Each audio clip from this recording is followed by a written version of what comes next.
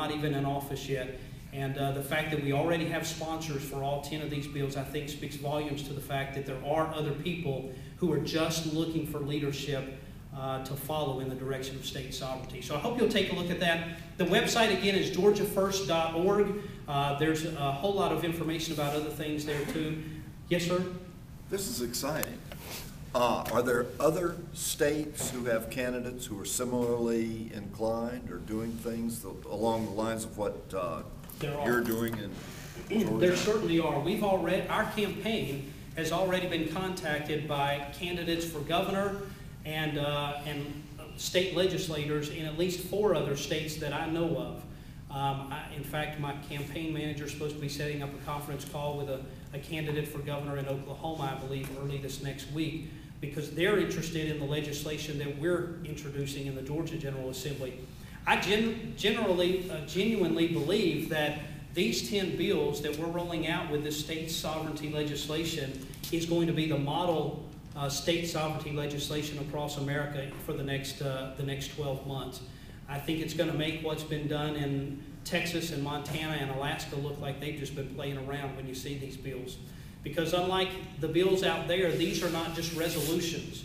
They're not just a slap on the back of the hand to the federal government. Each one of these lays out the specific remedy for the federal intrusions into your lives and gives specific penalties for any federal agent or entity that violates the law in Georgia. Several of them are punishable as felonies for up to 30 years in prison for each violation. So when you have federal agents who realize there may be some repercussions to their actions, they'll be a lot more reticent to come down here and invade your liberty if they know there's someone who means business down here. Yes, sir? I have a stupid question, but I figured to ask. What's it like, and how I think more people that are not in government should run for government offices? Yes, sir. Is it difficult to do? Because I'm of age to run for House of Reps. And I thought it would be interesting to do, but you sit there and go, geez, it'd be so difficult, and you feel that you'd have so many people pushing against you to do so. What's your name? Matthew Conley. Matthew, that's exactly what the enemies of our liberty want us to think. They want it to be a huge cloud of mystery out there, because they know if they can keep it a mystery that people say, well, I surely couldn't do it. I don't even know what all's involved. That's the way they want it. The truth is, I think that the figures are somewhere around 2/3 to 3/4 of all of our state legislators, representatives and senators every year run unopposed.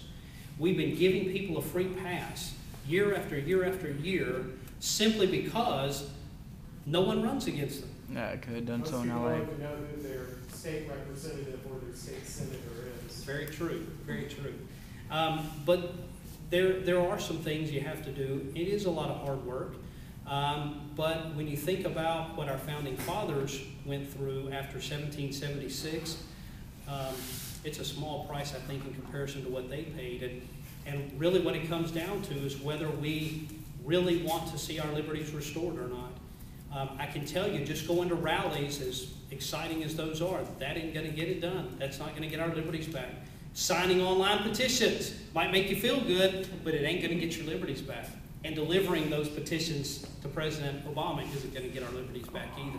We're going to have to get actively involved. Let me encourage you to do this. If you're willing to run, please do plan to run.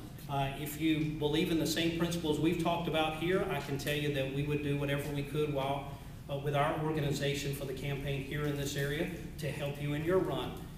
And we'll do the same, we'll do the same for any states' rights candidate who's a constitutionalist as well. We have some other people running for state representative, state senator, and even a couple of candidates for congressmen around the state of Georgia that have already approached us and asked us, because they know we're the only candidate taking the states' rights, state sovereignty stand. They've asked us, would we help them in their race, because quite frankly, what we're doing is does not fit in with the middle-of-the-road moderate Republicans. And I'm a lifelong Republican, and they're trying their best to push us out of our own party. And if we're going to do anything, we need to stand up now while we still have the ability to do that. It's very exciting, though, because we literally have the largest campaign organization of any candidate in the race for governor. And all my opponents, they have a lot more money than I do so far. We just started the fundraising phase of our campaign. But they can't compare to the number of people we have on the ground all across the state already working in this campaign. So I encourage you, if you're willing to run, run. Let us know if you're going to run so we can try to help you out.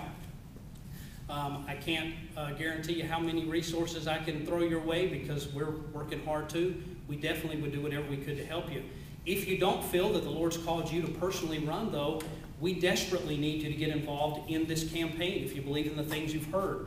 On the website, you can go there and sign up as a volunteer to do as little or as much as you're willing to do.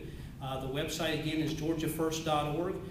Even if all you want to do is sign up to get the email newsletter once a week, you can do that through the volunteer sign up. I encourage you to please sign up. Every person here, please, when you go home, sign up tonight before you go to bed. The other big thing that we really need folks to do is to help us with raising funds for this campaign.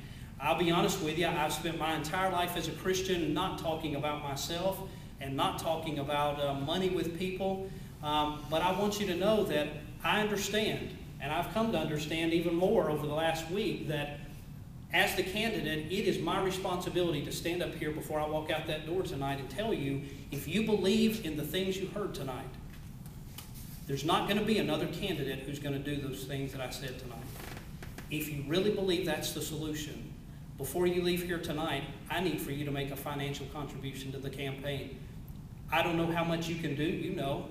Every person in here could do something if you wanted to. It might be $1, might be $10, might be $100, might be $1,000. Last week we were in another meeting just like this, and someone handed us a check for $2,400 on the way out the door. That hasn't happened a whole lot, but you know what? There may be somebody here who could do that.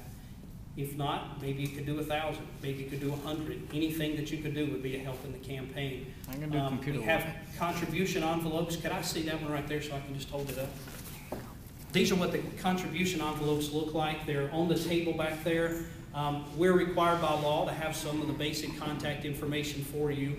But please pick one of those up and take it on the way out. Yes, sir? Why does it require company and occupation? Didn't you say earlier that it seemed wrong for government to know this? I totally agree with you. But that's what it We're says. following state law until we get in there to change it. So, yes, sir. Speaking of state law, the General Assembly is about to reconvene in special session in October, all for Governor Perdue and his budget. What are we going to do to stop these extraordinary sessions like this that are costing the taxpayers hundreds of thousands of dollars? This 1 week on a special assembly session is going to cost us about $140,000 as taxpayers. I can't tell you there's an easy solution to that. I can tell you I think part of the solution, though, is going to the simple sales tax and keeping the monies at the local level in the first place. A lot of what is being done by Atlanta, by the state of Georgia, really could be done at the local level or not done at all, depending on whether the people in each local district believe that it was something they ought to fund or not.